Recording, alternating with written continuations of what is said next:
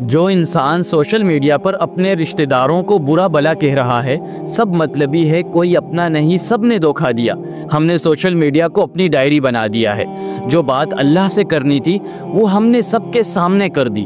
ہمارا دین کہتا ہے جو کسی کا عیب چھپائے گا اللہ اس کے عیب چھپائے گا۔ آج آپ رشتہ دار کا عیب اچھال رہے ہیں۔ سچ یہ ہے اگر آپ واقعی سچے ہیں تو آپ کو اپنی صفائی دینے کی ضرورت نہیں۔ جو سچا ہوتا ہے وہ چیخ کر نہیں بتاتا، اس کی خاموشی بولتی ہے۔ اپنے دل پر ہاتھ رکھ کر دیکھیں، کیا واقعی آپ بے قصور ہیں؟ اگر ہاں تو اللہ آپ کے ساتھ ہے۔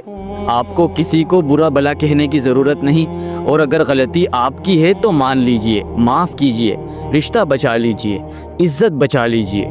تو اگلی بار جب دل کرے سٹیٹس ڈالنے کا تو فون رکھ دیں، وضو کریں، 2 رکعت پڑھیں اور اللہ سے بات کریں، وہ سنے گا، لوگ نہیں۔ یاد رکھیں، رشتہ دار بدلے یا نہ بدلے، آپ خود بہتر ہو جائیں تو آپ کی زندگی بدل سکتی ہے۔